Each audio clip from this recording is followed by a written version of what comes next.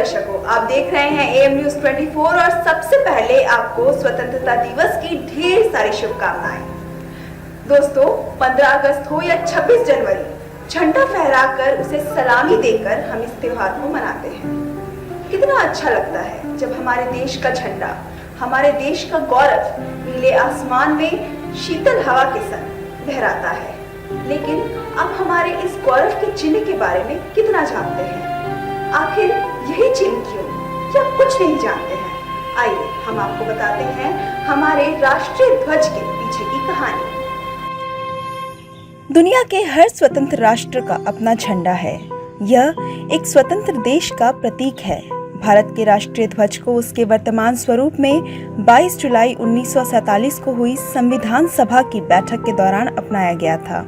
15 अगस्त 1947 को अंग्रेजों से भारत की स्वतंत्रता के कुछ दिन पहले इसने भारत के डोमिनियन के राष्ट्रीय ध्वज के रूप में कार्य किया।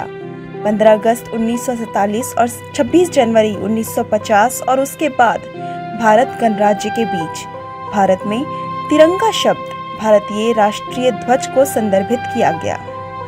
भारत का राष्ट्रीय ध्वज एक 36 तिरंगा है जो सबसे ऊपर गहरे केसरिया, बीच में सफेद और सबसे नीचे गहरे हरे रंग का समान अनुपात में है। झंडे की चौड़ाई और उसकी लंबाई का अनुपात 2 से 3 का होता है। सफेद पट्टी के केंद्र में एक गहरे नीले रंग का पहिया होता है जो चक्र का प्रतिनिधित्व करता है। इसका डिजाइन उस पहिए का है जो अशोक के सरनाथ सिंह राजधानी के अबैकस पर दिखाई देता है। इसका व्यास सफेद पट्टी की चौड़ाई के लगभग होता है और इसमें 24 तिलियां होती हैं। यह देखना वाकई आश्चर्यजनक है कि हमारा राष्ट्रीय ध्वज अपनी पहली स्थापना के बाद से विभिन्न परिवर्तनों से गुजरा है। यह हमारे राष्ट्रीय स्वतंत्रता संग्राम के दौरान खोजा या पहचाना गया था। भारतीय राष्ट्रीय ध्वज का विकास आज जो है उस पर पहुंचने के लिए कई उतार चढ़ावों से गुजरा। एक तरह से यह राष्ट्र में राजनीतिक विकास को दर्शाता है। हमारे राष्ट्रीय ध्वज के विकास में कुछ ऐतिहासिक मील के पत्थर निम्नलिखित शामिल है। सबसे पहला राष्ट्रीय ध्वज भारत में कोलकाता 7 अगस्त 1906 को फहराया गया था। कलकत्ता के पारसी बागान चौक, जिसे अब ग्रीन पार्क कहा जाता है।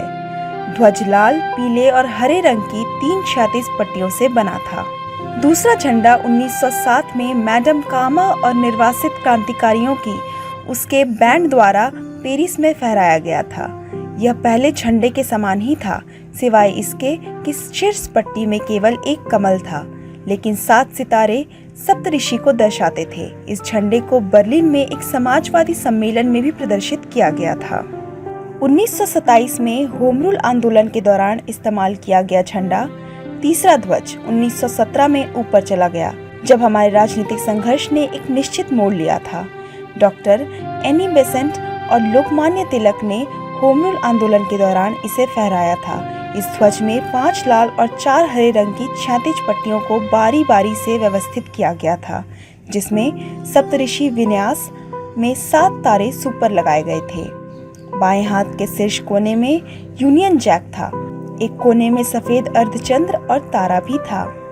1921 में विजयवाड़ा में हुई अखिल भारतीय कांग्रेस कमेटी के सत्र के दौरान आंध्र के एक युवक ने एक झंडा तैयार किया और उसे गांधी जी के पास लेकर गया।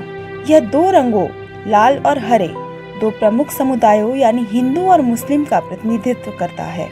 गांधी जी ने भारत के शेष समुदायों का प्रतिनिधित्व करने के लिए एक सफेद पट्टी और राष्ट्र की प्रगति का प्रतीक चरखा जोड़ने का सुझाव दिया।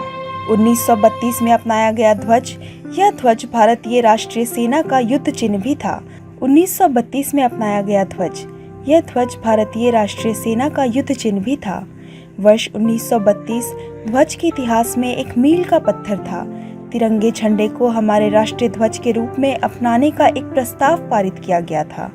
यह ध्वज, जो वर्तमान का अग्रभाग है, केंद्र में महात्मा गांधी के चरखा के साथ केसरिया, सफेद और हरे रंग का था। हालांकि यह स्पष्ट रूप से कहा गया था कि इसका कोई सांप्रदायिक महत्व नहीं था और इसकी व्याख्या इस प्रकार की जानी थी। 22 जुलाई 1947 को संविधान सभा ने इसे स्वतंत्र भारत के राष्ट्रीय ध्वज के रूप में अपनाया। स्वतंत्रता के आगमन के बाद रंग और उनका महत्व वही रहा। ध्वज पर प्रतीक के रूप में चरखे के स्थान पर सम्राट अशोक के धर्म चरखे को ही अपनाया गया था। इस प्रकार कांग्रेस पार्टी का तिरंगा झंडा अंततः स्वतंत्र भारत का तिरंगा झंडा बन गया। तो आपने जाना कि हमारे अंतिम राष्ट्रीय ध्वज को अपनी पहचान कैसे मिली, और इसी तरह देश के बारे में और भी नई नई चीजें जानने के लिए देखते रहिए न्यूज़ 24। नमस्कार।